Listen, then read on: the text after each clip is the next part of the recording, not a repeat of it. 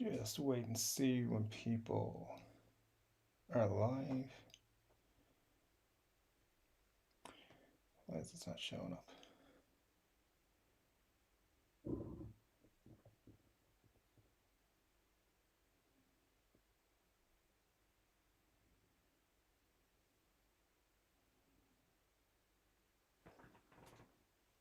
Hey folks, don't forget to let me know if you are here by popping a comment in and saying hello. It's Chord Dave Live. I said to be here Saturday night. Here we are. So nice to see you here on this Saturday evening, 10 p.m. here in Ireland. So let me know where you are as well in the comment section below. It's just gonna pop you on mute for a few seconds while I open a bottle of beer.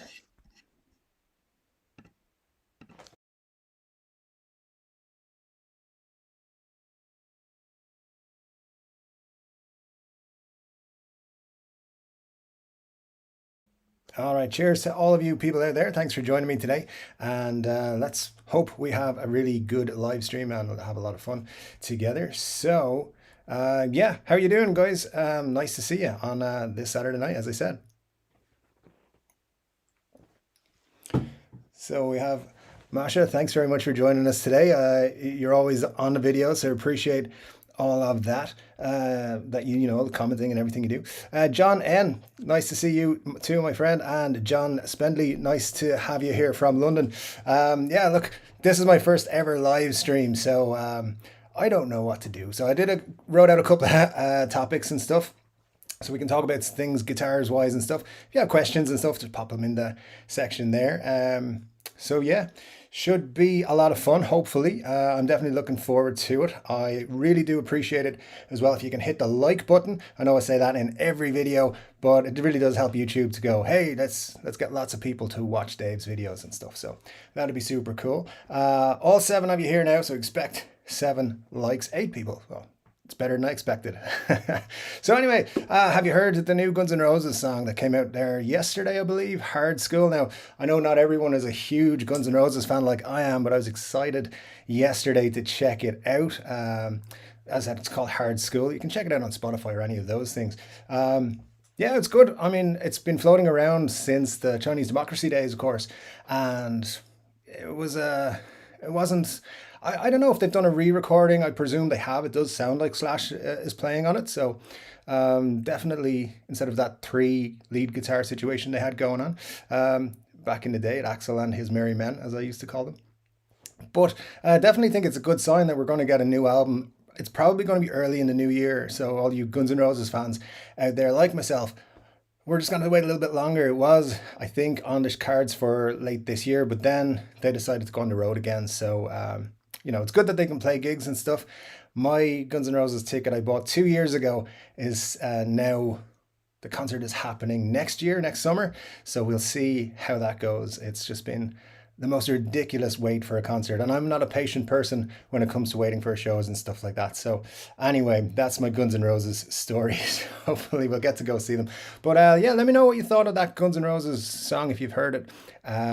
It is very Chinese democracy in theme, I think, but maybe I've seen people say, "Oh, it sounds like old Guns N' Roses, like the Appetite stuff," and it doesn't. Appetite for Destruction is one of the best albums of all time, in my opinion, and this song would not get on it, but it would get on a lot of really good rock records from around the time. So, yeah, if you've heard it, let me know what you think. Something else that's cool that we heard this week, of course, is the Nirvana Nevermind 30th anniversary. It's going to have 94 tracks on it between audio and video. How the hell are they going to do that? I mean, you're going to sit through 94 tracks of live material, unreleased material, and probably a lot of demos and stuff on that. One of my favorite bands when I was growing up was an Irish band called Ash. Thumbs up if you like Ash, or put it in the comments. Pretty cool band from Northern Ireland. And yeah, they released an album called 1977 back in, oh God, it was the early 90s, mid 90s. And they did a re release, I think, on the 20th anniversary of that one. And there was a lot of crap. There's a lot of crap on the anniversary edition.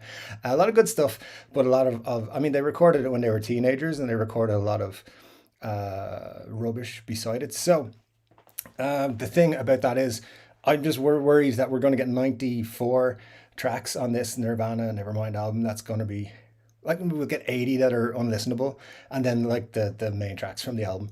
But it's one of those albums, Nevermind, that I do go back to all the time. I always pick out songs from that album on my playlists and stuff. So yeah, early 90s Nirvana, definitely. It's a cool thing to be coming back and revisiting that album if you haven't already. So what do you think of those two things, guys? Pop it in the comments there. Nirvana 30th anniversary release of Nevermind and Guns N' Roses. Let me know, because I'm dying to know what other people think of these things, other than just myself and my little bubble here. And just to remind you, it is Saturday, so having a beer with you. This will be a regular thing if I do decide to have live streams every week. It'll be a beer and a chat about guitars and music and stuff. So pop your questions in the comments as well if you want to have a chat about things. I will do my best to answer them. A lot of things I don't know anything about, so I'll do my best. But yeah, let's see how we get on. And how are you guys? Like, what's going on?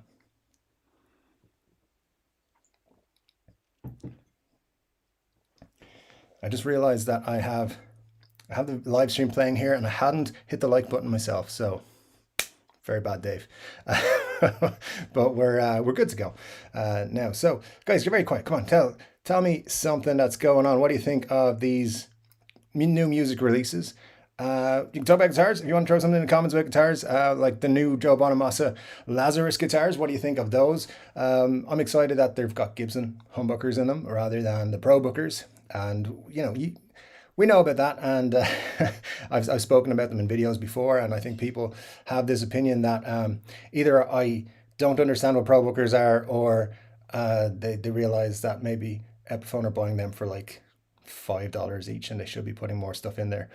Yeah, it's perfectly cool to say, oh, you don't understand that, but back it up. If I've said something on a video and you want to comment on it, absolutely bring that up with me here as well, because I'm not afraid to. Oh God, all these comments come in and they're not showing up on my screen. Apologies, guys. I've been saying.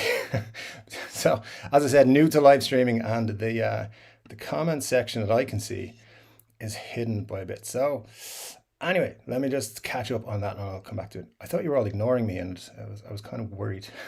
But anyway, let's get into it here. Where did I get to? John N., you're in Kinnegad. Lovely part of the country, of course. Great stuff. Okay. Bohemian Blue Stocking. I'm actually Irish. Well, you know very well that I'm Irish, so that's enough of that. Ernie B, nice to see you. Thanks very much. Dane, nice to see you too. The Movie Film Show, one of my favorite channels on YouTube. You should definitely check that out if you haven't.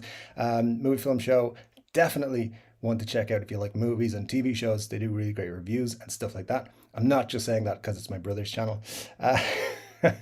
Just Masha says, just pretend you know what you're doing and we'll all go along with it. That is definitely what I feel like I'm doing most of the time here on YouTube. So thanks for that. I really appreciate it. So I think you're talking about the Guns N' Roses song here, that you've heard it, and that there is a rumored EP with some covers to come soon. Yeah, I've heard that. I'm not so sure the sources I've heard are accurate on what's happening, but I would like them to do. They've always done live covers, Guns N' Roses, and they've been pretty good. One of my favorites they do is The Seeker from The Who. So yeah, I'd love to have a recorded version of that, like not a live recorded, just an actual recorded version. That would be super cool. Dan Cotton, greetings from KY. That's Kentucky. I don't know my states very well, but yeah, nice to see you, Dan. Thanks for joining us. Did not hear the new Guns N' Roses song. Will Ernie B? It's called Hard School. You can check it out on Amazon Music, Spotify Music, all that thing. Not as long a wait as Chinese Democracy from John N. Yeah, John, that was unbelievable. Was it 91 to 2008 between those the records? Yeah, I mean, look, it's been that was a long wait. I worked in a video store when Chinese Democracy came out, and I was putting it on loop in the store to kind of try and force myself to like it. And there's some good songs on it that I do enjoy. I just wish it wasn't referred to as a Guns N' Roses album. Was it Street of Dreams? I think that's a great song, and Axl, it sounds really good on it. It's one of my favorite songs on that album. Todd says Guns N' Roses hasn't impressed me in a long time, a really long time. Yeah. What I would say is I've been to see Slash live since 2008, I think was the first time. Might have been, actually, no, it was 2004 with Velvet Revolver, maybe 2005. But what I'll say is now his playing live is a lot tighter, a lot more focused. And I know he's going through lots of issues. He's still on the old heroin and stuff back in those days, but he's definitely a lot better live now than he was back 17, 18 years ago. So I think they're going to come out with something good. Some bands like for example, Aerosmith, Bon Jovi, Guns N' Roses, they're never going to hit their heights again. Or like Appetite, Use Your Illusion, are some of the best albums, rock albums that have ever come out. And they're not going to do anything that good, but they'll put us something that we can add to playlists. 3 or 4 songs here and there, I think, is what's going to happen. But I agree with you. There's been nothing spectacular from Guns N' Roses, but their live shows are really good and a lot of fun. So definitely would recommend going to. Um, yeah, Mash, I agree with you. The new song is cool sounding. I do like it. I like the rhyming of the verse and stuff. Like, I just like how it's cool. Checking out Ash, Ernie B. Yeah, definitely. They're a cool band from Northern Ireland. Fun fact, in a previous life, I made some movies and things. And one of the things we made was a very low budget movie. And we got Ash involved, and they licensed a song to us, which was what was it called? Return of White Rabbit or something like that. It was a long time ago, so my memory is not the best. But yeah, it was a lot of fun working with them on that. There was another movie we made, and we actually reached out to Led Zeppelin. And we wanted to get, I think it was the Immigrant Song. As would it fit the movie. It was a movie called The Girl at the End of the World. Don't look it up. But we reached out to Led Zeppelin, and their lawyers got back to us, and their lawyers were like, "Oh yeah, no problem. You can license the song. $250,000." And we had about $250 at the time. We'd crowdfunded like $10,000 to make the movie, and so we couldn't afford it. But that's my little connection to Led Zeppelin. I once, actually, my brother got an email from their lawyers saying we could license their song if we had 250,000, but we didn't have it. But anyway, yeah, Ash, definitely check them out. They're really cool, and I haven't listened to them in a long time. My favorite songs: "Girl from Mars." Really great song there. Kung Fu. And again, these were teenagers when they wrote these songs. Burn Baby Burn's a great song. They were a little bit more mature then. Good new release from GNR. Yeah, glad to hear it. Dan Cotton, come back again with, you heard it, you weren't crazy about it. That's fine. Yeah, absolutely. We should all respect each other's opinions. I definitely respect yours. But yeah, still waiting to see what'll come from. I think there's going to be some cool stuff. I really do think that. And I said, like Masha said, if there's covers, I hope the Seeker's on it. I love the Seeker. I love the Who, and Guns N' Roses doing a Who cover is fantastic, in my opinion. John, yeah, you haven't come across Ash. Well, they're on tour, I think, now in the UK and Ireland. So I think you said earlier you're from London, so they'll definitely be. They'll definitely be around. You should check them out. They are cool. They have a collection. But then again, I grew up in the 90s, like that was my teenage years, and basically they were like, for one summer, like 95, 96, one of those summers, they were like the number one. Like, I think we all thought they were the one hit wonders of that summer, but they had some really great stuff. Seen them live a few times, really, really good live band.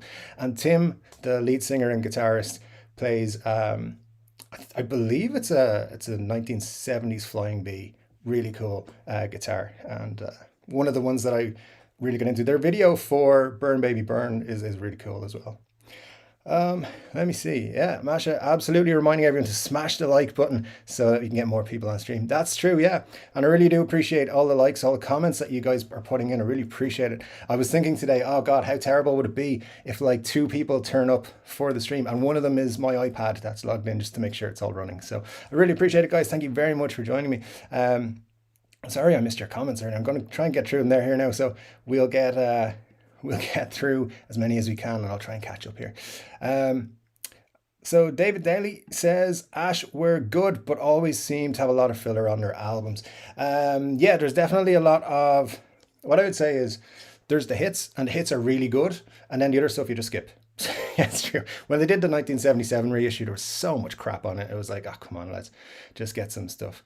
The beard looks well groomed. I think it's a video trick. It certainly isn't, John, but it's been there for so long now. I think it just knows what to do. But thank you for that. I appreciate it very much. Never a Nirvana fan, Todd. Wow, that's listen, I've come across a lot of people who are not Nirvana fans. I wasn't a Nirvana fan at first, like back in the day, and my cousin was. My cousin had a ticket to Nirvana in the Point Depot in Ireland, which is now called the Three Arena, of course. And I'm fairly sure I remember him offering me that ticket. It was around, it was the show was like summer '94, so the show obviously never happened. But he had a ticket for it a few months beforehand, and yeah, I was so my link to Nirvana is I almost accepted a ticket to Nirvana. I was never going to accept that. I wasn't into them at the time. Doing fine, Ernie B. Thank you very much. I appreciate it. John, you say 94 tracks, maybe 4 live venues of the one good track.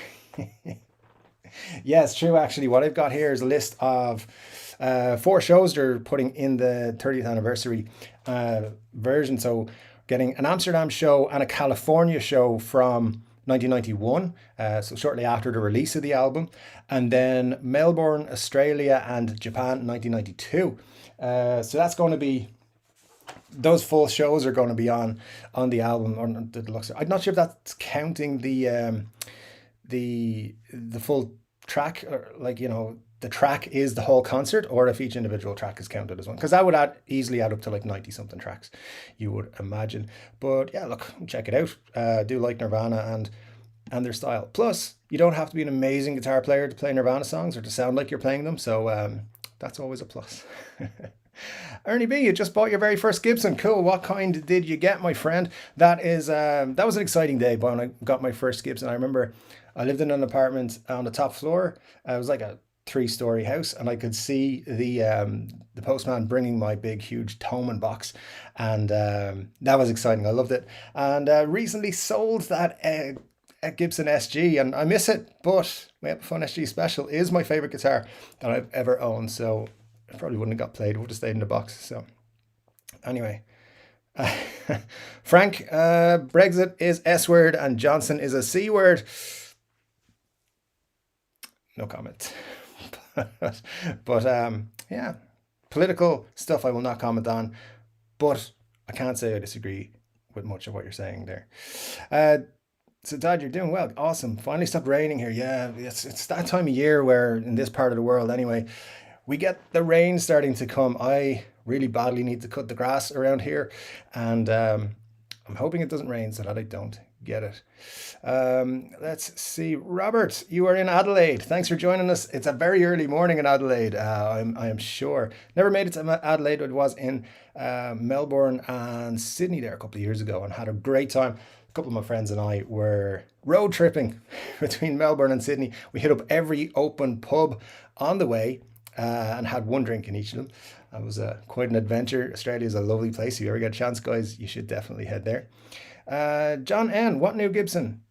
Oh, you were asking Ernie, I think. Yeah, Ernie, fill us in on your new Gibson. That's an exciting day for sure. Okay, John, you're doing cool. You're doing fine. That's awesome. Love to hear that. And you just bought tonight a 2017 SG High Performance. Wow, that is awesome. I love the SGs. You haven't seen my video about why I think the SG is the greatest guitar ever made. Actually, I want to caveat that with, just for me, I think it's like if you said to me I can only have one guitar, it'd probably be an SG. I love the SG so much. My earliest memories of an SG is seeing Pete Townsend play one on TV and talking to my friend in school who was also a bit of a guitar nut and saying like I want to play an SG because I saw Pete Townsend playing one last night. So yeah, as the high performance SGs I think are cool. Did you get it in the silver case, the big spaceship looking case? I love those. 2 things I wish Gibson would do is reissue those 2015 cases. I really like those, the gold ones, and those big heavy high performance ones they did. Those are cool. But yeah, congrats on your new SG. That's awesome. James Bowen Jr. Hello from Ohio. Hello, my friend. How are you? I was looking at some interesting properties in Ohio recently on Instagram. Instagram, of course, is where I go to waste all my time. But yeah, nice to see you. Thanks for joining. And 17 people watching, guys. Honestly, that's for you might think, oh, there's only 17 people watching this. That seems like a lot to me. I really do appreciate it. GNR Central, Masha is then telling me that GNR Central is saying there might be an EP release on October 1st from Guns N' Roses. So that's cool. He saw a post on Twitter, confirmed, of course, or not confirmed, of course, supposedly the 2 new songs and 4 covers. Well, that is cool. Yeah, I've checked out GNR Central's videos for a while. Yeah, that's pretty cool. I like them. So yeah, hopefully that's true because that's only it's only a few days away. So cool. Honest, heavily debating on the Lazarus Epiphone from Dan Cotton. Yeah, I think that's it's going to be a cool guitar. I definitely like the look of it. What I would say is it looks to me like basically another 1959 version or outfit that they released last year. Just a different finish because it's got almost essentially the very same specs, and I think it looks cool. I think it looks a lot better. I'd like to see it in person because I think I don't want it to look like the Appetite for Destruction or the Appetite Burst Les Paul in the Slash collection. And some of the photos I've seen do look like that. But if they actually have a wide grain veneer on it, I think that's going to be cool, and I'm looking forward to that for sure. $8.99 is a good price for a high-end Epiphone, and my information, what people have told me who are more in the know than I am, is that what Gibson want to do is have high-end Epiphones rather than low-end Gibsons. So rather than having Gibsons that are 6, 7, 899, they want to have that range filled by Epiphone. So they're going to up the standard, and they really have to do that. They have to make these basically on a par with the lower end Gibsons that are out there. So be interesting to see. I think we've got another couple of years of them developing stuff. So the Lazarus, I think though, it's going to be cool. I might pick one of those up. If all the bonuses from work come in, but we'll see about that too. Ernie, you're getting a Les Paul Classic. Awesome. Those are pretty cool. I'm definitely a big fan of those. And you're also saying the Lazarus Epiphone is a must. So yeah, that is very, very cool. David Daly, GNR, the first band you got into. Yeah, nice. So you just can't be arsed with them anymore. I think that says. Your fave Guns N' Roses album isn't a Guns N' Roses album. 5 o'clock somewhere. It's 5 o'clock somewhere by Slash Snake Pit. Yeah, that's a great album actually. That is the one with Beggars and Hangers On. That's one of my favorite songs that Slash has ever recorded. So yeah, super cool stuff there from Slash. But I will fall back. My favorite Guns N' Roses album is Appetite. I just think it's a great album. It's a perfect album. I don't know, like I never skip anything on it. It's great. Yeah, Masha is reminding you to hit the like button. I really appreciate that, Masha. Thank you for all your support all the time. That's super cool. Scott, you're a hard rock and metal fan. So yeah, so that's pretty cool. So am I. So yes, been so since Let There Be Rock came out. Well, yeah, well, that says it all. That will make you a hard rock fan. So yeah, despite Appetite being a great album, you're soured on Guns N' Roses with all of his moronic shenanigans. I suspect many feel so. I presume you mean Axl being a bit of a, I'm not sure I can use the word on YouTube. He seems to have calmed his himself down in the last few years. Definitely in this new Not in Your Lifetime tour, because he's definitely, gone on stage on time, not stormed off and not cancelled gigs at the last minute and stuff. I haven't read an Axl book, like an autobiography, really. I don't know if he has an autobiography, but I read Duff's and Slash's, and the stories from behind the scenes at the riots in St. Louis and stuff like that, where Axl was just, I basically didn't want to go on and play. Those are really interesting, and yeah, it's definitely a bit unusual. But I get it for sure. But look, I get why you would be soured by them, but at least the one thing I'll say is those albums, Appetite and Use Your Illusion, will always be great. So thankfully we have them to fall back on. Scott, nice to see you, Scott Bogfoot. Yeah, good evening to you, sir. And you're in Newfoundland, so appreciate you being here. Thanks for that. Led Zeppelin, yeah, absolutely, John. They are like a new band. Is that right?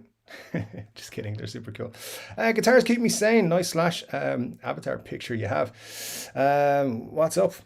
Yeah, well, I'm doing a live stream, and so far, nobody has reported me to the police. So I think we're doing good. The YouTube police. Yeah. Oh, good. Love the shirt. Casino Guitars. Gotta pimp them out there. They are killing it on YouTube. I love their content. Had to buy one of their shirts. A lot of YouTube people's shirts, mostly guitar people, and definitely encourage that. It helps support channels. I don't have shirts, so I'm not pimping mine or anything yet. But yeah, Cindy, thanks for joining us. I really appreciate it. And John, yeah, you say that Ash are great, but you prefer therapy. Ah, haven't heard therapy in a long time. Yeah, that was they were a cool band, weren't they? Okay, getting through these comments. Now I know. Next time I do a live stream, I will definitely know where the comments are, so I'll be able to go through them as they come in. Do you think I should do more live streams, guys? Because as I said, I'm like 18 months doing YouTube now. Have a lot of fun with it. You know, it's very cool to be involved in the guitar world, looking for information and stuff. But if you guys are interested in more live stuff, we could do one every Saturday or every couple of Saturdays or something. Just hang out and have some cool stuff to talk about. So let me get back to the comments. And Sleek Black here says, I'm saving up to get my first Gibson. What do you think about a Les Paul Jr. versus an SG Jr.? Good question. My first guitar ever was, well, it wasn't a Gibson or anything. It wasn't an Epiphone. I can't even remember what brand it was, but it was basically a Les Paul Jr. knockoff. And it was in Cherry Sunburst, and I loved that guitar. It was really cool. But I'm a huge fan of the SG. So if I knew about guitars and I was buying my first one, I'd buy an SG Junior. Depending on the neck, because SG necks tend to be slim taper. Those are easier to learn with. So if you're only learning, go with that. You're saying it's your first Gibson, not your first guitar, so you probably know how to play a lot better than I do. So I don't know. I like both of them, but personal choice would be go with an SG because I like them. Dave Daly, you're back in with Nirvana kicked on an ex-colleague's floor. Wow. After Manchester Met Students Union gig on her first UK tour, she has a photo of and her framed in her kitchen. That's amazing. Rock bands playing these small shows before they get super big as well. That's pretty cool. Yeah, that would be super cool, David. Yeah, your friend is very lucky to have had that experience. I believe after Kurt passed, Dave Grohl came to Ireland, and there's a lot of people got to meet him and hang out with him and stuff like that. And it was Ireland, he says, and I just read some interview where he said it was his time in Ireland that made him want to go back and make music. So if you've never been to Ireland, come here. We will encourage you to be creative and drink lots of beer. Yeah, that's what we do. Masha, yeah, you're correct. You can't be too disappointed, by the way, Sleek Black, with a Les Paul Jr. or an SG Jr. Both of them are going to be great. Which SG is my favorite? Brand new. Sounding good up here in Michigan too. Well, thanks. Michigan is one of those places that I've never been to, but I've been to a lot of the states actually. But yeah, Michigan sounds cool. I have this other interest, which is property. And I don't know, I'm just obsessed with looking at this Instagram page called Cheap Old Houses. And it just sucks so much time. Of course, I don't tell my boss this, but when I'm in work and I have like some downtime, I do check out like that Instagram page. And it's so interesting. Get a lot of stuff in Michigan, Detroit mostly. And also I'm watching a Netflix show called Good Girls at the moment, and that's set in Michigan. So I know nothing about Michigan, but I'm glad I sound well up there. So thanks for chipping in with that, Masha. People do always dog the HP models. You're right. I think they've great finishes. I think they are really cool. There's that pink salmon one. That's cool. Oh, I think I missed or skipped one. Ernie, which SG is your favorite brand new? So my favorite SG is the SG Special in faded pelham blue, with the two P90s and the bucket loads of sexiness for a guitar. I just think that's a really cool guitar, and I have one at the Epiphone one. A funny story, if you haven't heard me tell this story, and I told it a million times on the channel already, so you probably have. I was about to buy the Gibson variant for like 1,200 euros, but NAMM was on, and the first thing I saw from Nam was the Epiphone version, and it was like 399. And I thought to myself, oh, if I buy the guitar, I can also buy an amp. Then I bought that thing, the Marshall Code 25. And if you're in the market for an amp, don't buy that. It's not very good. So yeah, made a mistake there, and yeah, you live and learn. Todd, yeah, the SG rules, they really do. They're fantastic. There's what I love about them is they're lightweight, and they're super easy to play. I love them. I love my ones. I've only got one left, but there might be shopping being done soon. Uh, oh, you got John. You got the giant case. Excellent. I love those. Um, yeah, I couldn't look. To be honest, I couldn't believe I sold my SG either. But I made a decision. Like I'm trying to save up money for a big purchase, a big guitar purchase, and it's going to cost me more than those guitars that I sold. So it was a decision. It was like I can sell it and have that money put aside, and um, eventually I'll get something really worthwhile selling it for. So it's all put aside, and eventually I'll be showing you something cool. Probably be in the new year. I'm 40 next year, so vintage. I have all the nicks and dings that you'd expect from someone who's 40. And so just to celebrate that, I'm planning to buy a vintage guitar as well. So we'll see what happens.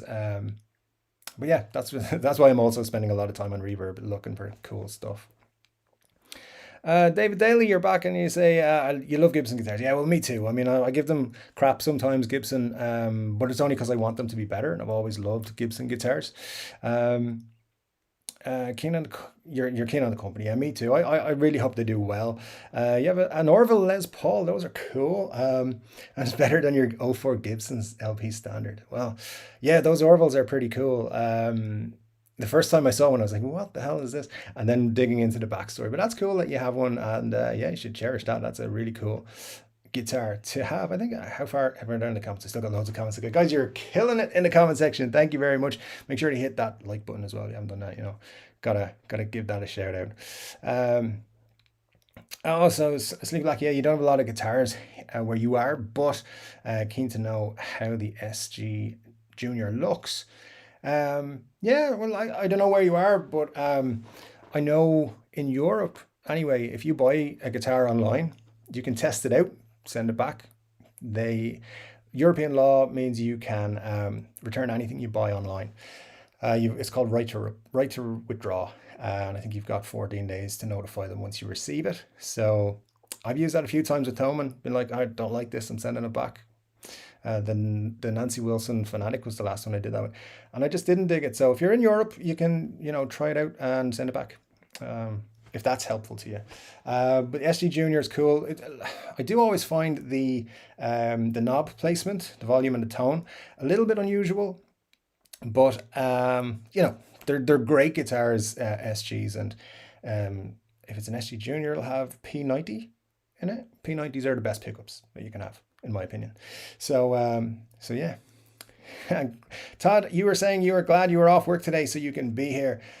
Being off work is the best thing, isn't it? Because then, yeah, we can have fun on YouTube and checking the videos. Glad. Thanks again for joining me, everybody. I really appreciate it. Clark Haywood, how are you doing? You have been enjoying my content for several weeks now. Very cool. Thank you very much. Cool to see me streaming. And you've always loved the Firebird body style. Any opinions? Yeah, the Firebirds are cool. I don't know. The thing is with them though, right? I've never really been super into offsets. I'm very traditional when it comes to guitars. I like Les Pauls, SGs, Strats, and Tellys. Those are my favorites. And like if I had a run of a guitar shop, I'd leave with one of those. But the Firebirds are cool. Have you seen what they're doing particularly in the Gibson mod collection? Gibson.com, click on the mod collection button there. They're doing some really nice colors on the Firebirds they're putting up there. So I think Trogley's talked about a couple of them as well, but they're definitely cool. There was a Slash model Epiphone Firebird a few years ago now, I think. That were pretty cool, very tempting. Thomann got a few in, I think last year. They were trying to sell them for 600 euros. They were tempting as collector's item because I've seen Slash play live, I know, 7-8 times, and I've seen him play Firebird on one song, one song out of all of those gigs, like hundreds of gigs, or sorry, hundreds of songs during those gigs. One song for the Firebird. So, yeah, I actually think he's playing an SG on his tour now with Guns N' Roses. I'm just going to throw it out there. I think we're getting an SG slash model at some point. Um, so, if that happens, you heard it here first. It's probably not going to happen, but we'll see. Um, Ernie, yeah, not too keen on the company. We love the history and the guitars that about Gibson. Yeah. Oh, you live about 2 hours away from the original Epiphone factory. Excellent. Yeah, that's cool. Um, yeah, there's not many guitar factories around where I live. So there's a guy. I encourage you to look him up. Actually, Menapia Guitars. I'll actually do a video about him soon, I think, because he's good, really good luthier. I brought my PRS to him to get set up when I bought it because it was a B stock and I could tell somebody had tried to, it was sent to someone, it was a return, but somebody had tried to DIY set it up and the neck was just all over the place.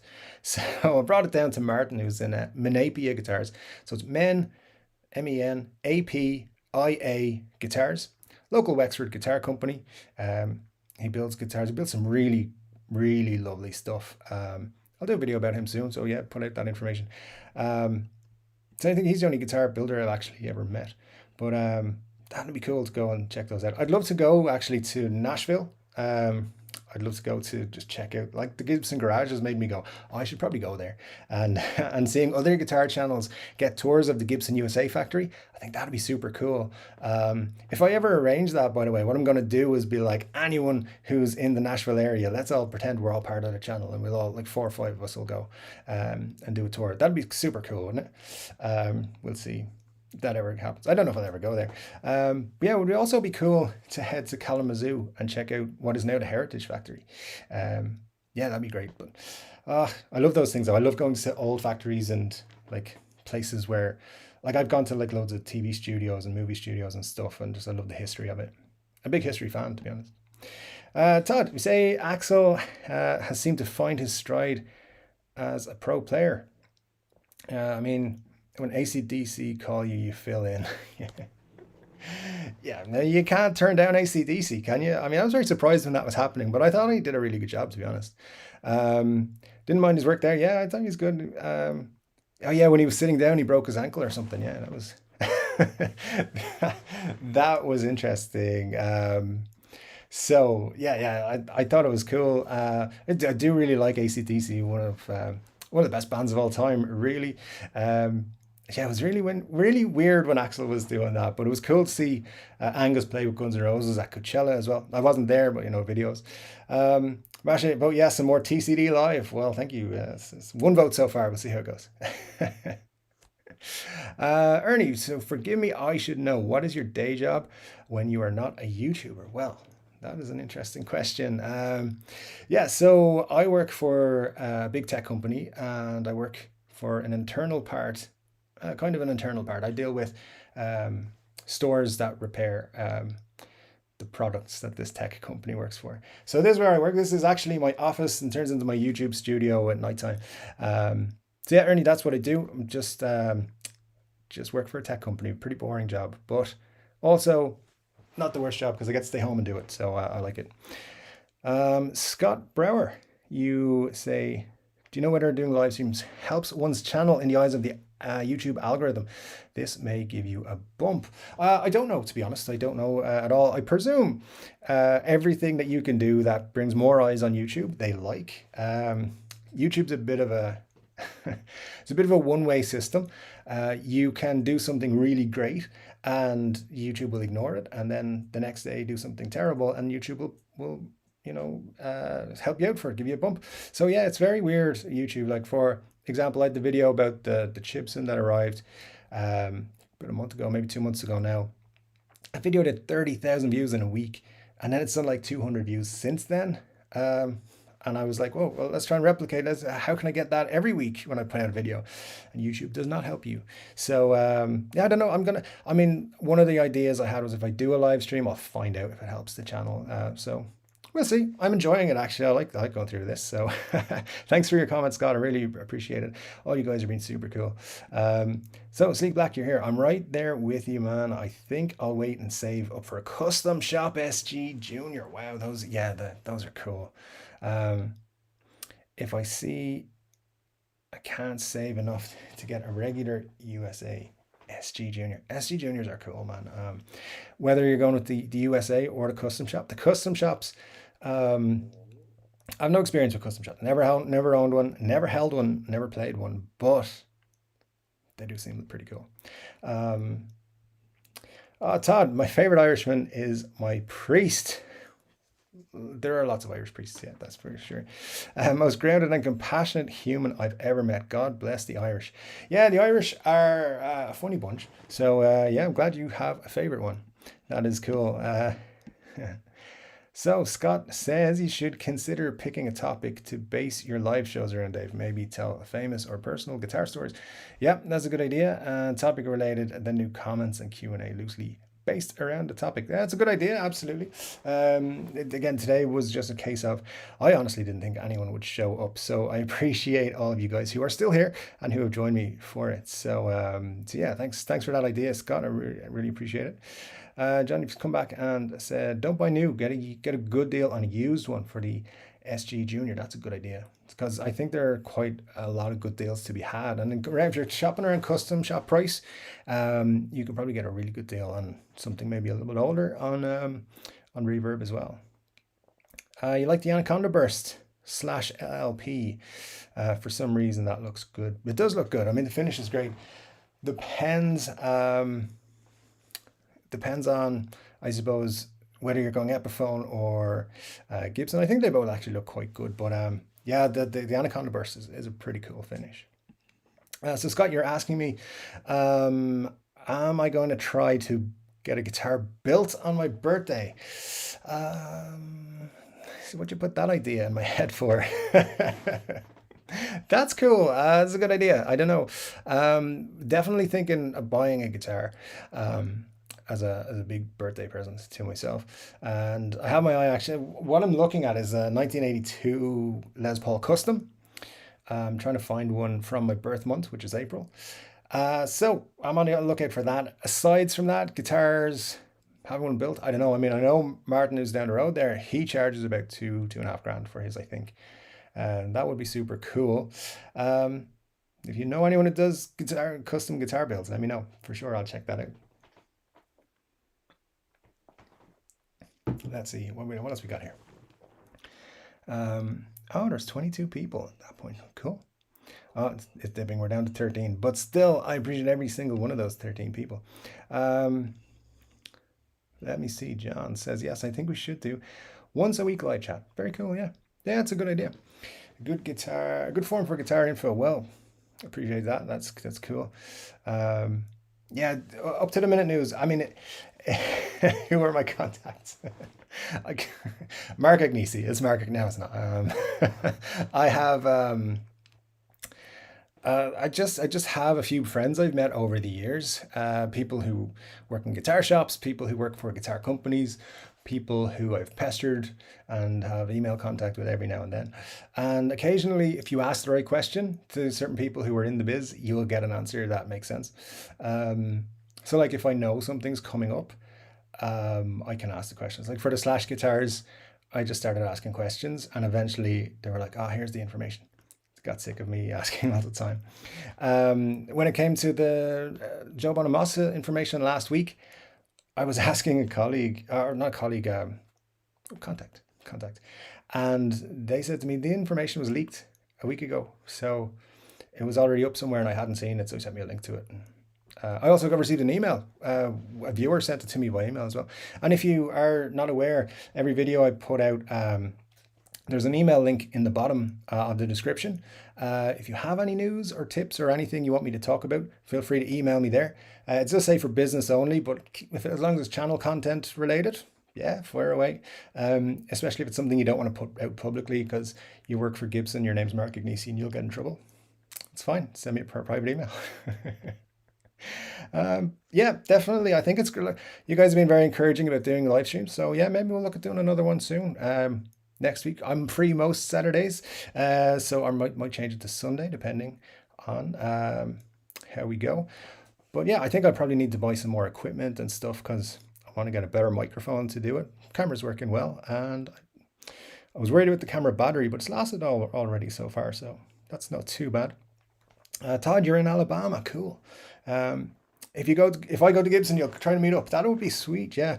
Um, yeah, it's one of those things like I was considering this year, like early in the year, I was considering going to Summer Nam, and yeah, it was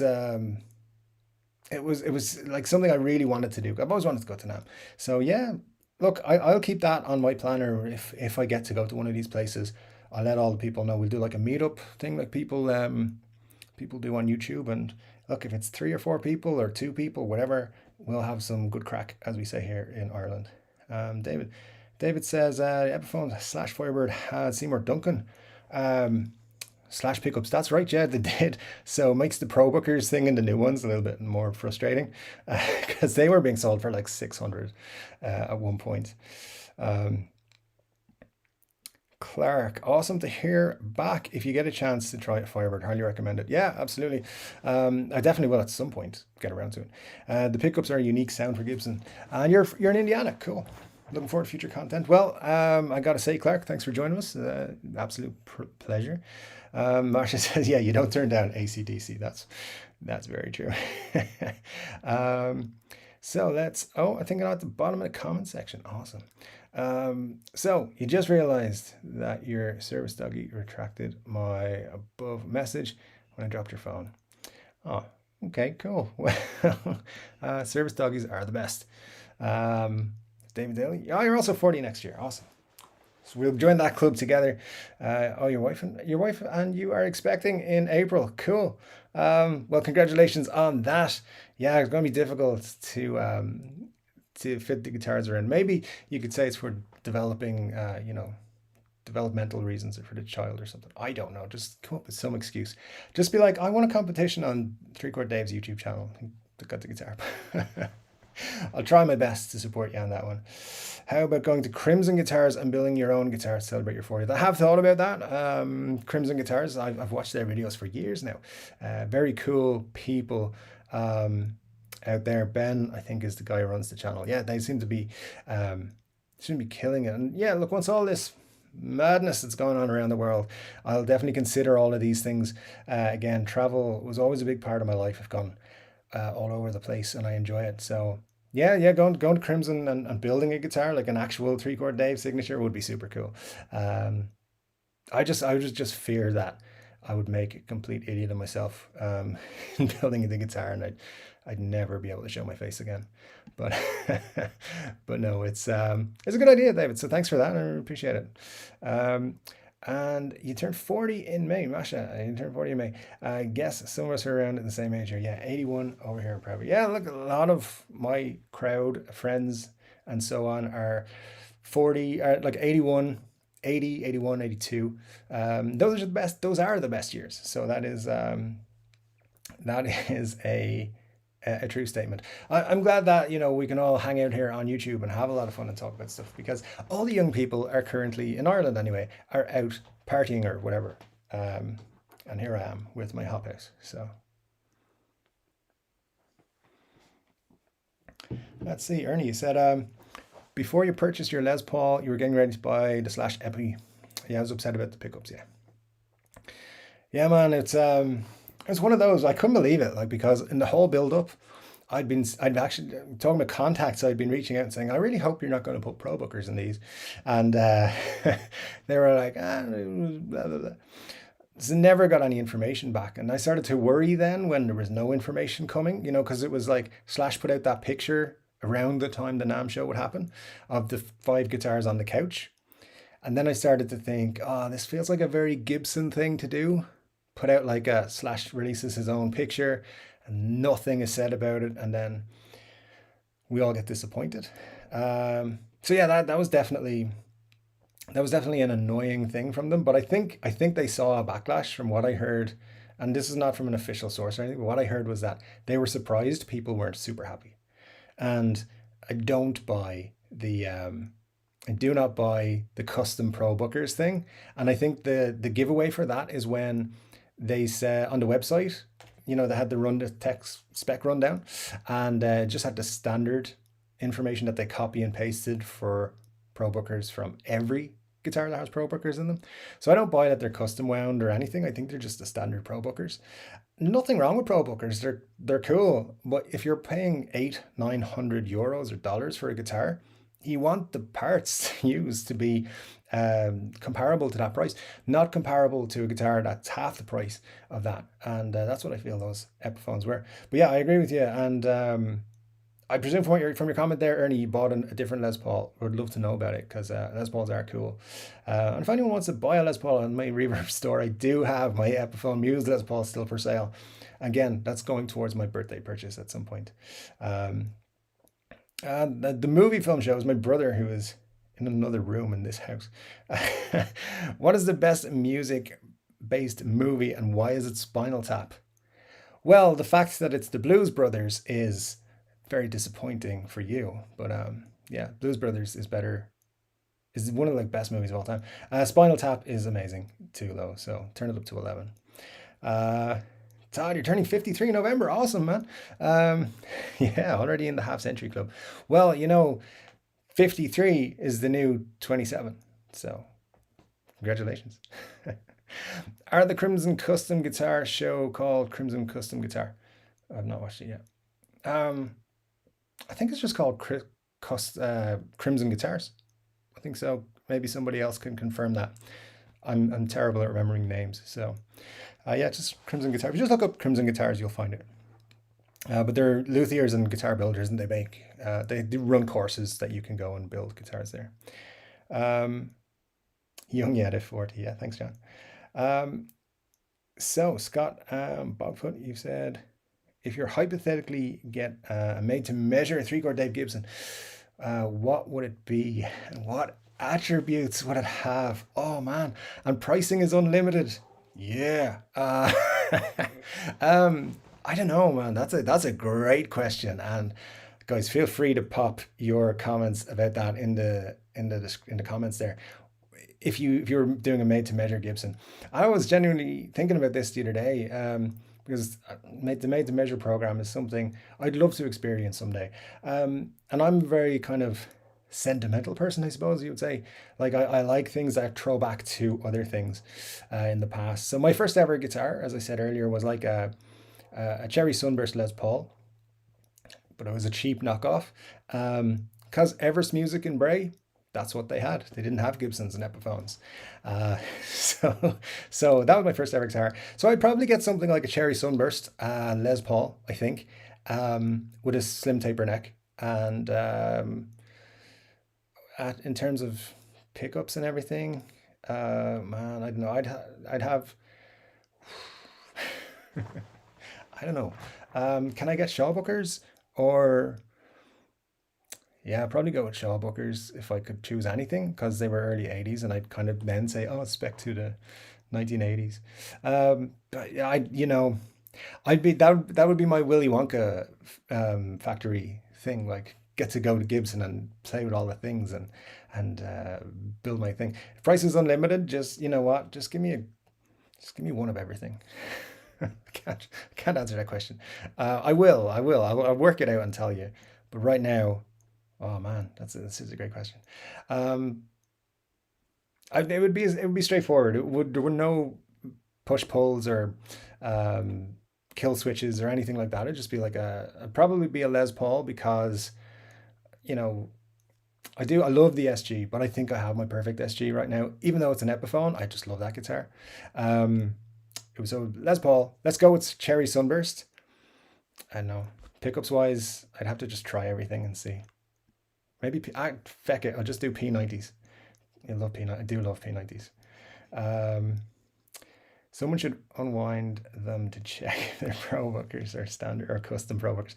I thought about that. I thought about buying a slash Epiphone Les Paul and comparing it to the Chinese, the they're all Chinese, the Epiphone Pro Bookers, but the Pro Bookers I bought from AliExpress, I was like, because they actually appear to be 100% actual genuine Epiphone Pro Bookers. So I was thinking I would buy the guitar, take it apart, and take the pickups apart. Now, I'd have to swallow 900 euro. Well, I spent not 900 euros. You could put new pickups in it, but it would be quite an expense to make a video. So I don't know. Maybe someday I'll do it. But yeah, I mean, could you measure it? I don't even know how to do that. So, but I've taken pickups apart. It would be a funny thing to do, Mash. It's a good idea. Yes, The Blues Brothers, my friends, is a great film. I love it. Um, yeah, yeah, Blues Brothers better than Spinal Tap. If you said I could only watch one movie, I seem to say that a lot. If I could only have one guitar, if I could only have one this and that. But yeah, if it was a choice between Blues Brothers and Spinal Tap, I would watch Blues Brothers. I love Spinal Tap as well, but Blues Brothers is so good. Is my reverb store under 3-Chord Dave? Can't find it. Let me see, can I bring it up here? And I will get a link for you. Yeah, so it is under 3-Chord Dave. I think though, Reverb has this thing where it assigns you a name, and sometimes it doesn't show up on search. So I think I have a link for you here, which I can pop in the comments. There you go. Dave's Gear Garage. Sweet. All right, so yep, and if you want to check that out, my shipping for the last ones I sold to the US, I think it took about a week. So just if anyone out there is thinking of buying that Les Paul, it takes about a week to the US, and I think 3 or 4 days in Europe. And the Gibson rework becomes the 3-Chord Dave custom Gibson. Yeah. Yeah, you know, if I would love to design guitars like finishes, and that was just me playing around with some design. I have done some design work in the past, and I sketched the odd time. Yeah, and I just thought, I'll do something. What colors would I like? And you guys know, or you should know at this point, I love blue guitars. Don't know why, and yeah, but blue guitars always look great to me. So with the thought with that one was. It'll be blue, like a sparkly kind of blue. But I also have a thing at the moment for gold tops, and I think that is because next year, of course, is the 70th anniversary of the Gibson Les Paul, which was a gold top in 1952. It was only available in the gold top. So I think at the moment my mind is going, oh, I'd love a gold top Les Paul because of the anniversary next year. So I was like, let's put some gold on it as well. So then I was like, well, if I'm going to put gold on it, let's do a stripe. Because I don't know, I'm crazy. But yeah, I'd love to make a custom with that. And look, Rick Beato got one. Now I don't know how many subscribers he has, but maybe Gibson will actually. I've given out to Gibson enough. They're not going to let me have a custom ever. The made to measure program's the only way I'm going to get it. I wonder, do they let you design for that, or do you have like specific finishes you can choose from? Because if it's made to measure, maybe I can design it. I should email them and ask them that actually. Ernie, your first guitar was a Cherry Burst Les Paul 2 from Encore. I think that was probably a better guitar than my first one. Yeah, it was cool. It was cool. My first guitar. And I remember, I think it was about 12 or 13 or something. And do you know the thing about it was super heavy. It was like super heavy, and I was like, I'm not lugging this thing around with me to gigs. I never played a gig with it, but I brought it to a few friends' houses. Todd, you say crowdfund a purchase of the Slash model to compare it. I'd love to, but no, I think if I was going to do it, because look, I'd end up owning the guitar and popping some pickups in it that I could use after tearing those pickups apart. So yeah, I'd have to pay for it out of my own funds. What I do is I've been monetized now on YouTube the last few months, and anything that I make from YouTube, I genuinely buy guitar stuff with it, or I spend it on stuff for the guitar or for the channel. So this is my most recent purchase, Fender Tex-Mex pickups for my Harley Benton Telecaster knockoff thing. This one. So these are Harley Benton pickups, Roswell pickups, I think maybe. But this guitar cost 88 euros, and it actually plays really, really well. I keep looking at the wrong camera, sorry. Yeah, it plays really well. So I'm going to pop those pickups in there, and that's gonna be like my YouTube guitar. So yeah, maybe if someday I make enough money from YouTube, I'll buy the Slash guitar. That'll be cool. Oh, Mashi, you've got to go. I think you're saying, yeah. Oh, you got to go silent. Oh, your bathtub is leaking. Definitely get your landlord check that out. Yeah, for sure. I got to call mine because the shower doesn't get hot enough anymore. But that's good. Let's see, David, you're saying if you're going to go custom, then go for something mad, like a JJ Hook Stormbringer. Yeah. Um, yeah, probably go if custom, man. I mean, there's so many choices out there. The pickups would mess me up, and a custom guitar would be like, oh, there's so many choices. Like part of me would just be like, oh, put Seymour Duncan slash pickups in it. I don't know, that'll do. And part of me would be like, no, put P90s in it. And then others would be like, I don't know, put a 490 AT because I'm basic sometimes. Um, earlier saying that first Encore weighed about 1,200 pounds. Yeah. Yeah, I don't know if it was like I was underdeveloped as a 12-year-old, but it definitely felt like it was like the heaviest thing in the world. It was made out of like, I don't know, bricks or something. For sure. David, you're asking a T52. No, that's actually a T20, I believe. It's the cheapest one that they do anyway. Yeah, it doesn't say on the back. So yeah, it's a T20. They zoom in a blue metallic and a red metallic.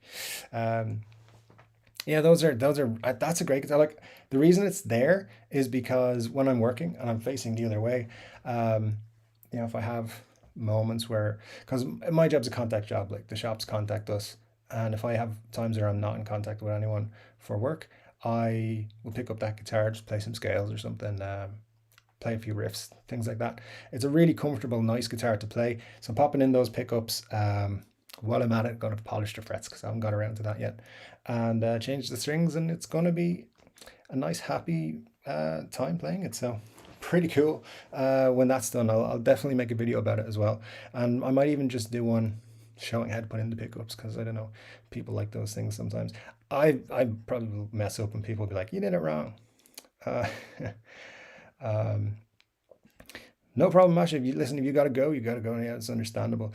We've passed the hour mark, which I didn't expect us to get to. So I appreciate everything. Just hang out though until um, something happens. We got time. There's no major thing, so we'll be here. Todd, you're saying the heaviest axe that you've owned was a Lotus Explorer style candy apple red, cream plastics and maple fretboard. Ooh, sounds nice though. Weighed a ton, literally. Yeah, yeah. My brother, who I mentioned, has the movie film show channel on YouTube that you should check out. I remember he had a Flying V at one point that he bought at the local guitar shop here in Wexford, and that thing weighed just ridiculous. Like, I don't know, I would say it was 12 pounds easy if it was anything. So uh, that was my only ever experience with a Flying V, and it was a knockoff one as well. It might have been an Encore, to be honest. I don't know, but yeah, I mean, to me, that put me off playing guitars a lot when I like having a heavy guitar, like that Les Paul. When I eventually traded that in and bought a semi hollow, like a 335 knockoff, and that was revelatory because it was so good to have a light guitar, and also I thought it made me sound like BB King. It didn't, but I thought it made me sound like BB King, so it was cool. Um, Scott, you're saying you've never heard anything bad about Harley Bentons, and to you, they look great. Are they that good? Um, so here's the thing with Harley Bentons, right? And I do have an affiliate link to Thomann in all my videos, and I buy from them 90% of the time. I love Thomann, I think they're great. The first time I bought a Harley Benton guitar, it was not good. Um, but that was 2012, 2013. Now they're brilliant. I have that Telecaster, the TE20, and an ST62, which is a Stratocaster. Um, the Strat is brilliant, and it was like 140 euros. Um, so yeah, they're really cool. They are really cool. And I think though, I'm on a couple of Harley Benton Facebook groups, and I see people say things like, "I got a bad one," I got a good one. I got a great one. And then people are like, these are trash. This is the second one I got that's trash. So I think it's kind of luck of the draw. I think it helps with Harley Benton if you know how to do some basic setup of a guitar, like just checking the fretwork. You might have to just clean that up a little bit. You might have some sharp frets. You might have to polish the frets. You might have to install new pickups.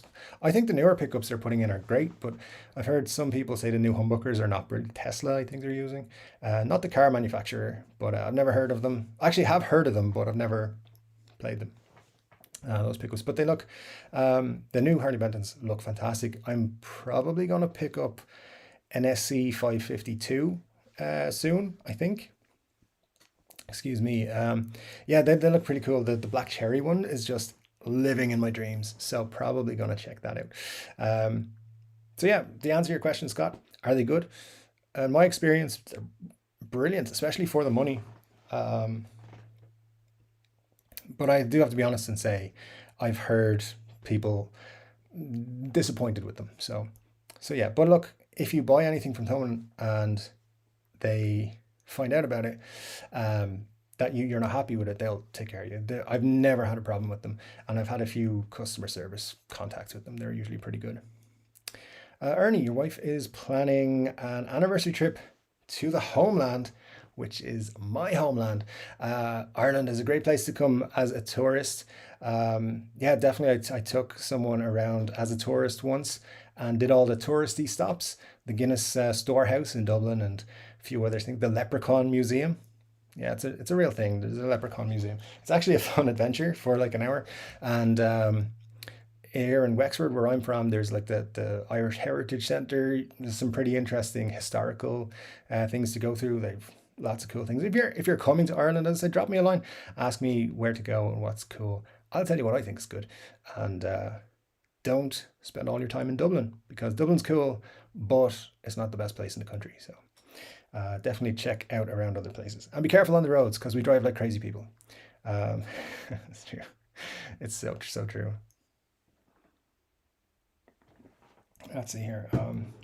David Daly, you say you've got a TE20 SBK HH and a couple of TE90s. See, that all means something to me. It's like just letters. Like I know those models. I know. I'm a crazy person. I'm always on Thomann checking out their stuff. Um, but yeah, brilliant. I love Harley Benton too. I think they're great. And for the money, I think you're getting a really good guitar. Um, I know actually Casino Guitars have said that they have issues with them, but look, if you're looking for a guitar and you want to spend 300 quid, you're going to get a good one. So I think I always have.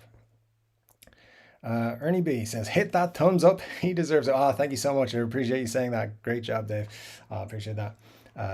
Look, it means so much to me that anyone would watch any of my YouTube videos. Um, Not to make it trivial, but I don't care if my videos get 10 views or 10,000. The fact that anyone would watch me talk about guitars and stuff is really great. I really appreciate every comment, every like, every subscriber, and everything. So thanks, guys. Thanks for joining me today. It's been super cool, and I was a little bit worried. I genuinely was nervous that nobody would show up. So thanks to all you guys more than anything. Scott, you're asking, have I ever built a DIY kit guitar?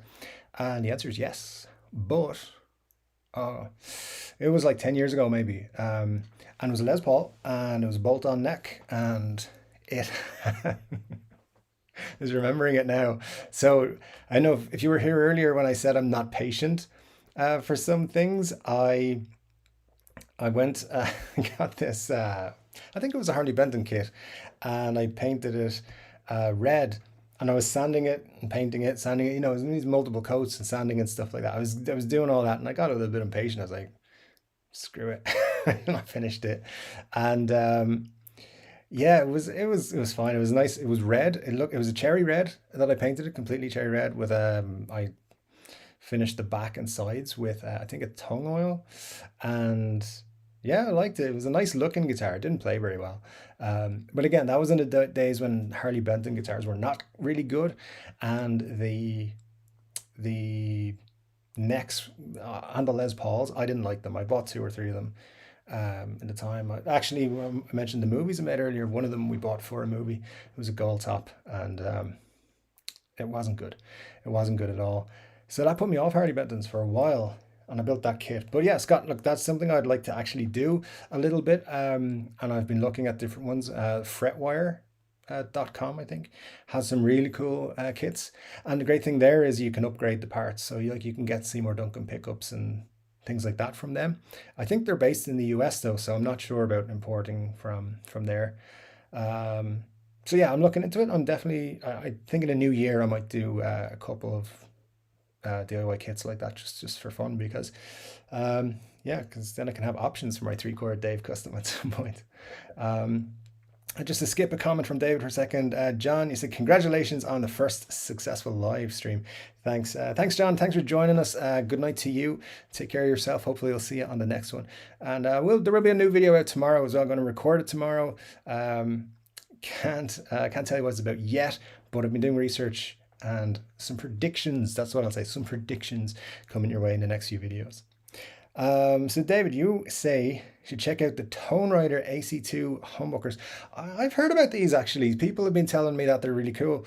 So you say you can't really tell the difference between them and Seymour Duncan slash ones. That's cool. And they're like, they're not expensive. Am I right? Like I can't remember what pricing they were, but they're like, am I right to say they're like 40 or 50 pounds on Amazon? Or maybe I'm thinking of something else. But I've definitely heard the Tone Riders are good pickups and check them out. So yeah, so listen, if I do kits, I'll check one of those out. Masha, you're saying that would be funny live stream watching me build watching me build a guitar. Yeah, it'd be funny, all right, because yeah, I'm not the most patient, as I said, with DIY projects. So if I take on a DIY project, um, I will do it in short um, stages. So I'll be like, I'll spend 20 minutes doing something. I'll be like, I'm gonna do something else, and then come back and so on. So it would be fun. What I would really like about it is the designing and the painting. Like doing the chips in there a few weeks ago.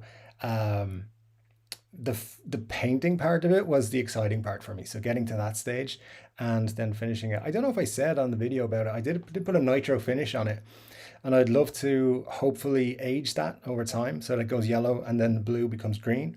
That was kind of my goal with the blue on it. So we'll see how that works out. But yeah, I'd like to do some designs, do some fun stuff, and I don't know if it'll make a great video, but hey, we might do it just for the crack. David Ruiz, what did you miss? Well, we've just been chatting about guitars and stuff for the last while, a little bit of music and things. We talked about the new Guns N' Roses song, Hard School, which of course is not a new song, but we've been talking about it a little bit. See, do we like? Some people like it, some people don't. Some people are on the fence. And Masha told us that we're going to have we might be having some new Guns N' Roses music on the 9th. Was it the 9th of October? I think the 1st of October, is that right? The 1st of October, you said. Apparently an EP is coming, so that's cool. And yeah, well, we just talk about guitars and building guitars and custom guitars and all sorts of things like that. So let me know your thoughts on anything like that. And thanks for joining us. Real pleasure to see you. So finally, guys, got to the bottom of the comments section. That was super cool. And there's 15 of you still here. So look, we're going to wrap it up fairly soon because honestly, I didn't expect to be on this long. I thought maybe we would scrape to the hour. So we're doing well. But I've got nowhere to go, but I don't want to keep you guys too long. But yeah, let me ask you a question here. So if you were going to get a say in what Gibson were bringing out in 2022, what would you want from them? I have some ideas on 2022, which is what I'm going to be talking about in videos very soon. But if you could like tell Gibson to do something, what would it be? And I'm not gathering information for Gibson. I'm just curious to see if your guys' thoughts line up with mine.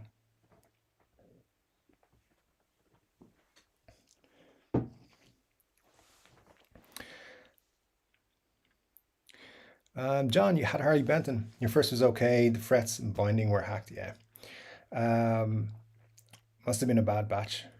Yeah, but the Toman replacement was good. Yeah. Yeah. My experience with Toman is they're really good if you've got a problem. Um, Even if it's something that is trivial or not a big issue, they'll take care of you. They really will look after whatever you've got problem wise. So if you have, um, if you buy a Harley Benton, I would say, check it out, see if it fits you, see if it feels good in your hands. And if there's any problems, tiny problems, big problems, whatever, let them know. Just say to them, hey, this has a problem. And they generally will reach out and tell you to do something. Um, and not tell you to do something, tell you what to do with it, will like send it back. I've seen them offer refunds to people and say keep the guitar also over minor things. So, it's always worth reaching out to them. Don't abuse their kindness, because they are awesome, Tom. And from my experience, I've never had a problem with them. Um, but yeah, they're pretty cool guys. And especially with the Harley Bentons, I think they're trying to build that reputation as well. So if you've got a problem with Harley Benton, they'll doubly take care of you, in my experience. Um, so David Ruiz, you said you would like a standard with an ebony board. Yeah, that'd be cool. Do you want standard Les Paul or SG? And Scott, you want some high-end Epiphone SGs? Yeah, definitely on board with that. I think, and I do plan to make a whole video about this, but I think next year we're going to see a big year for Epiphone. Um, I think we're going to see a bump in the, like 2019, no, 2020 was like the year of Epiphone's resurgence. They were like, putting out the inspired by Gibson range and stuff like that. I think we're going to see another big year for Epiphone, bump in the standard lines, and we're going to see more and more signature models of a more premium level. And eventually, Epiphone is going to have everything from $100 to $1,200. David, you're saying either an Epi, Chris Cornell 335, yeah, or Smart Wood range. Yeah. Chris Cornell 335 would be great. Did they just release a second run of that in Gibson range last year? Was that, or am I crazy? Um, those are cool.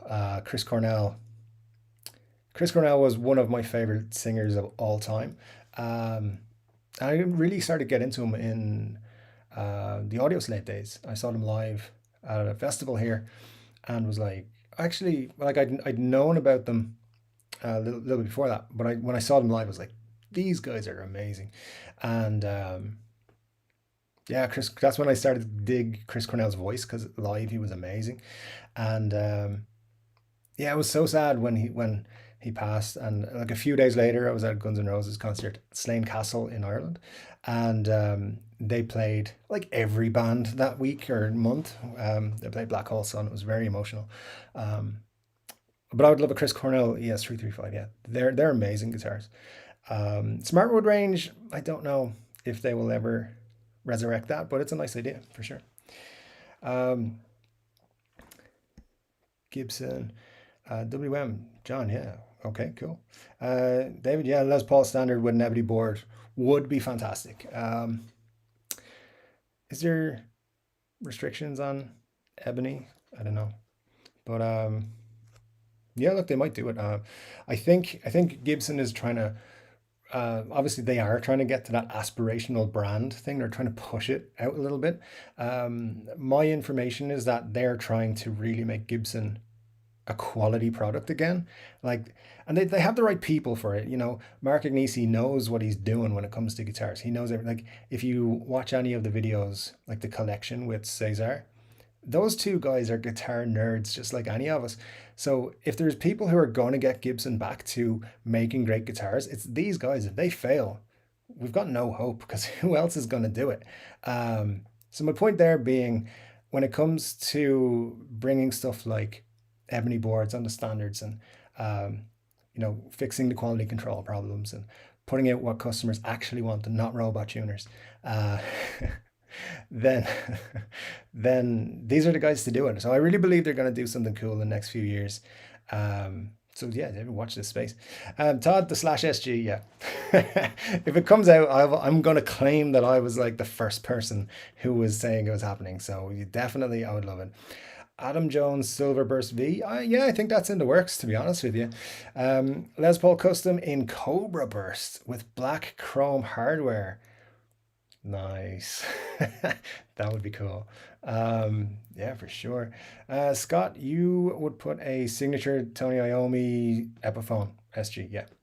Yeah, they should anything that they release as a signature model in the USA line, they should do an Epiphone version of it. Um, yeah, so you said like the one they did a few years ago. Oh, the black one with the crucifix inlays. Um, yeah, but with a case this time. Yeah, true. Yeah, they should definitely do something like that. There's no reason for them not to, because they have all the scans, they have all the specs. They could easily just throw standard P90s with chrome covers, which is what they did in the Gibson USA lineup version of that. Um, yeah, so look, that Tony Iommi, that would be cool. I wouldn't be surprised to see it. I think that's a good shout, to be quite honest. Loving the SG love, to be honest.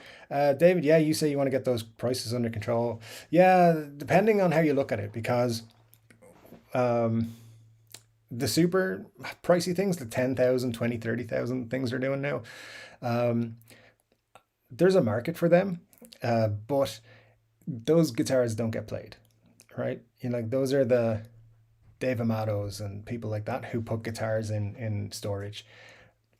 People are hanging them on the wall. Nobody buys a $10,000 guitar to play because you might drop it and then it's worth 2,000 or 3,000, whatever. Um, but yeah, when it comes to the standard Gibson range or something that you and I might buy, I very much believe what we're getting is Epiphone is going to come up in price and Gibson's going to take over directly beyond it. So I think Epiphone's going to go to about $12.99 and then Gibson's going to go from about $14.99. And across the board. So, and there'll be specific ranges. There'll be like the standard Epiphones will be like $6.99. The customs will be $8,999, and then the like supreme Epiphones. Um, Not that these are product ranges, but they'll be like, for example, something I mentioned, I think to Masha in the comments on a video the other day. Um, There'll be like the Slash Deluxe Edition. That'll be $12.99. And it'll be an Epiphone, and it'll have all the bells and whistles and all the fanciness on it. Like it probably will have um, proper rosewood and stuff like that if they can do it. And like there'll be a very small run of things like that. Where Gibson comes in at $12.99, it'll be like specials and cheaper end stuff like maybe tributes as well. And then your standards will become $22.99, and then your the custom stuff will stay around 4,000, three and a half, 4,000. So they're definitely restructuring the prices and what they want to do with it. It's just whether they go with one or two routes, I think. So yeah, but it's interesting. There's going to be some big changes, I think. John, Gibson SG61. Can't argue with that, my friend. Yeah, and Todd, you have also said an Epiphone Tony Iommi SG, like the new Gibson one with the P90s. Yep, they are Gibson. If you're watching, we're voting for an Epiphone Tony Iommi SG. Definitely, I think that'd be super cool if they did it. As I said, I don't see why they wouldn't do it. And yeah, I hope they do. Yeah, yeah, Scott, Canadian prices. Yeah, sorry, I hadn't factored in Canadian dollars in the exchange rate. Um, that was the one thing that threw me when I went to Canada. I was in Toronto for just about a week or so, about 10 years ago, and just couldn't wrap my head around prices. I was like, this is so expensive, but it wasn't. It was just the exchange rate. Um, but but yeah, very cool, guys. I think we're all in agreement. The SG Tony Iommi would be a cool thing. As I said, I'm going to be doing some videos with predictions for 2022 across most of the major brands.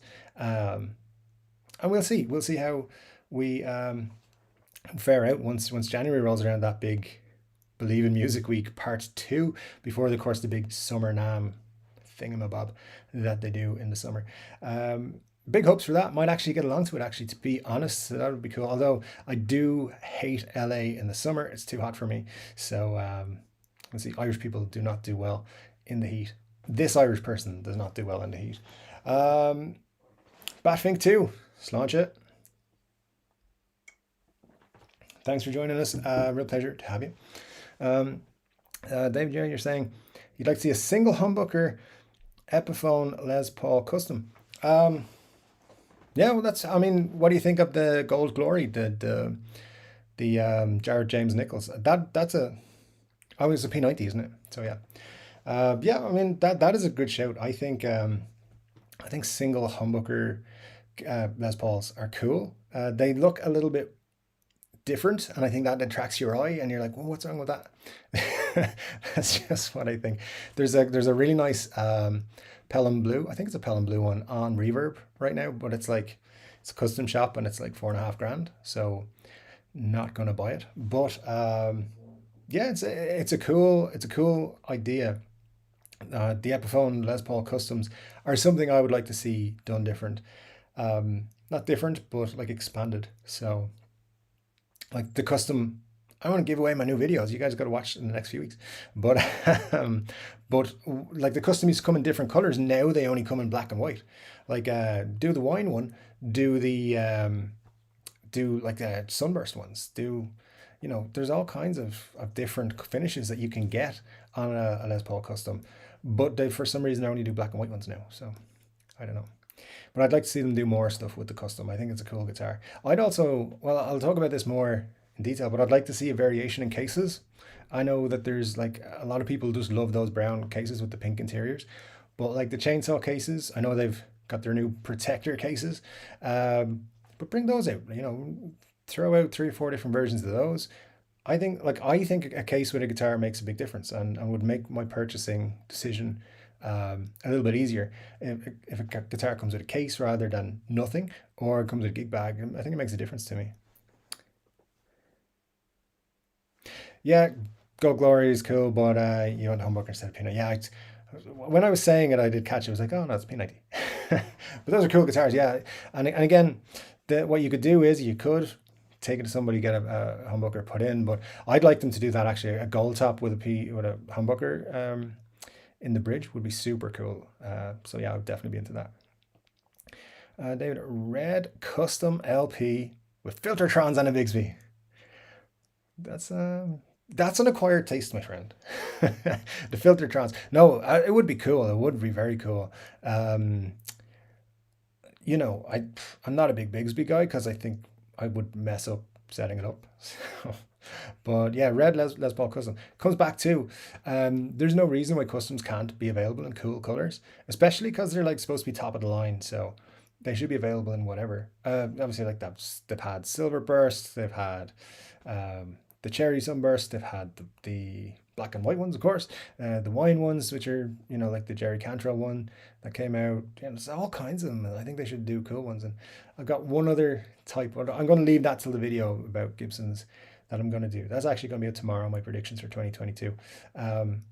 But there's one other variant of the Les Paul Custom that I want them to do again, and they won't listen to my video, but uh, I'm just gonna put it out there anyway. But yeah, that's guys. You guys like some cool guitars, and what's cool is, and this is what I've always said to people is, I might not like your choice or like for myself, but I dig that we live in an age where you can pretty much pick up any guitar you want. You can like a Les Paul with one P90 and I don't know, something crazy in the bridge, and you can get it. You pretty much, guitars have come a long way, especially in the last like 10 years or so, to the point where like that 88 euro guitar that's sitting over there near my desk is one of the most comfortable guitars I've ever played. An under 100 euro guitar is good to play. That makes no sense, but it's great. I really love it. Um, so yeah, guitars are great, and I love them. There's so many things that are different and customizable and everything about them. So, it's cool to have Filtertrons and a Bigsby, but it'd be too much guitar for me for sure. Wine red custom Les Paul with triple P90s and gold hardware. Boom indeed, Todd. Boom indeed. That would be interesting. I did see a video on YouTube where Jim DeCola was showing a group around Gibson USA, and they had the Gary Clark Jr. SG, the triple P90s on the wall. And he was like, this is the first time we ever put triple P90s in a guitar. Why have we never done that? Like, why hadn't you ever done that? That seems like something that you guys should have done a long time ago. But definitely, it's a very cool idea with P90s. Wow, that would ruffle some feathers, let me tell you. And Scott, you're saying you'd like one of the next exclusive Gibson LP P90 bridge with Charlie Christian installed in the neck position in drab green. Wow. Wow, yeah. A Charlie Christian pickup.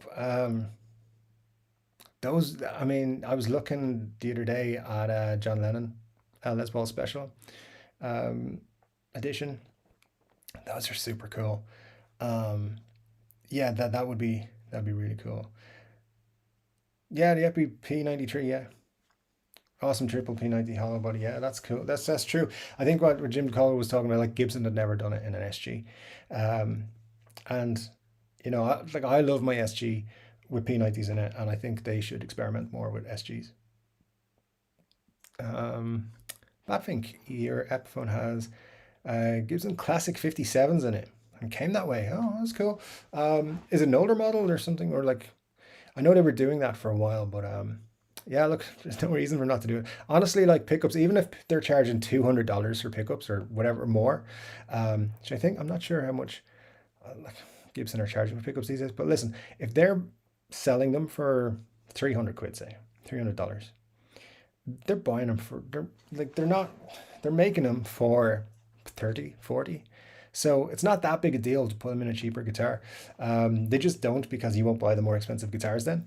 Um, so yeah, they definitely should do a lot more of that, and it's one of the things I think uh, we can actually push them to do it. Like if people complain about them putting crappy pickups in, they will not.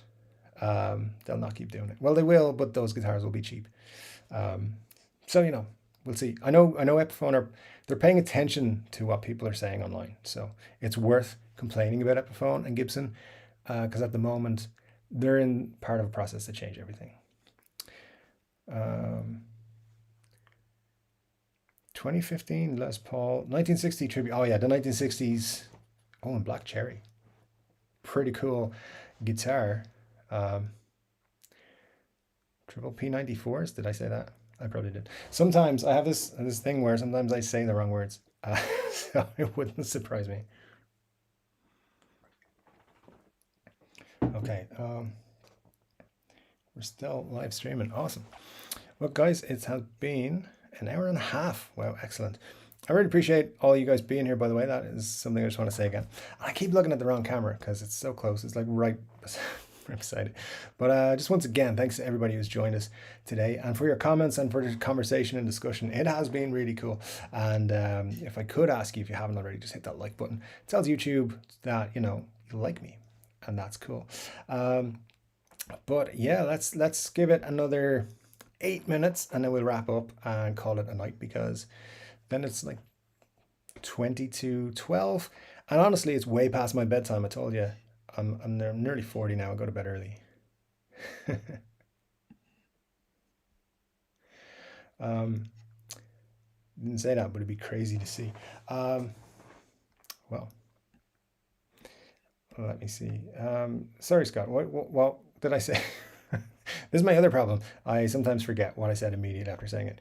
I didn't say what, and but it'd be crazy to see, because that would be yeah, that's probably my biggest fear of you doing live streams, is saying something, immediately forgetting it, and I've just done it, so I don't know. Uh, so I'll tell you what we'll do, guys. As I said, we're going to wrap up there in about 7-8 minutes now, and we'll call it a day at that. But if you could, because as I said, this is my first experiment with live streaming. So if you've enjoyed the live stream, and I know some of you have already said it, and I really appreciate that, just put in a comment on my next video, which will be out tomorrow evening, and just say, when's the next live stream? If you do something like that for me, it'll be cool. And if I have 10 or so people, I'll do a live stream next weekend. And if you guys want to join me, we'll have a chat. And if it goes well, look, we'll test all these things. We'll see if it works. If it works for us, we'll keep doing it. If it doesn't work, that's cool too. But it's been super cool hanging out with you guys, and I really appreciate every single one of you and all your comments, your chats, your likes and everything. So thanks for everything. I said triple P94s. Yeah, sorry about that. That's it doesn't surprise me, even though I was like reading it directly off the screen. Yeah, P94. That should be a thing, but it's not. Uh, oh, just 5:30 where you are, Todd. Okay. You do have things to get done. Yeah, well, that's what Saturdays do. Give us a load of stuff to do. And oh, Marcia, you're back. Cool, because we're just about to wrap up now. I did say like I'd give it till 22, so at 40 past, we'll be wrapping up. But I was just saying, appreciate everything. And if I'm putting out a video tomorrow, so if you do want to just pop in the comments there, when's the next live stream? And once we've 10 comments that say that, I'll do another live stream next Saturday. Does that work for everybody? David, this has been awesome. Well, thank you very much. I appreciate that so much. And you hope I'll do more of these. I will definitely be doing more, I think. It's been fun for me.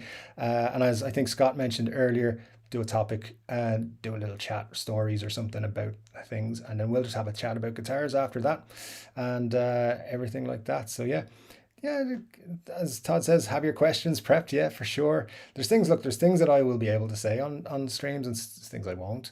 But I'll point you in the right directions for sure. And as I said, new video will be out tomorrow. It's going to be predictions. That's what I'm going to do for the next while over probably Fender, Gibson, Epiphone. Might even do some Squire and then like PRS as well. What I think we're getting. And none of what I say really is official information, but I know some things that are coming, but we'll see. So it'll be interesting to see what you guys think. But yeah, listen, I appreciate all of you guys for joining in. It's just 6:30 in NYC. That's a lot earlier than it is here. So yeah, it's cool. I haven't been to my last foreign trip was to New York. It was just before they closed the borders when I got back. So yeah, love New York. It's been a place I've gone to for years, and can't wait to get back there eventually. So, as you know, when people go to New York, one of the first things they have to do is go to every guitar shop in the city. Was it Carmine Guitars? That used to be a really great guitar shop. There's some really good ones that I've been to. There was one where I had to go upstairs and it looked like I was entering like an apartment building or something. I can't remember what it was called, but they had guitars that I could never afford. Um, guys, I can see a lot of people. I can see people saying good night and stay safe in the chat. So yeah, look, let's wrap it up there. Thank you very much to all of you for joining me. It has been a pleasure. I know I haven't done things 100% right for setting up the chat or the live stream and stuff, but I'll definitely work on that and we'll get like it set up and notifications out early and everything next time. So yeah, look, this time works for me, I think. So if you guys are good and around, we'll do it again maybe next Saturday. That's a little preview for you. And yeah, thanks for joining me. It's been an absolute pleasure. You guys, honestly, I think I have one of the best audiences on YouTube because you guys are great and you make great comments, great suggestions. I really appreciate it, every single one of you. And having chats with you about guitars is the greatest thing. So look, we might get some new Guns N' Roses music before next week, before our next chat. So that'll be cool. And yeah, again, thanks a million, guys. I'll see you next time. Chord Dave out. Take care.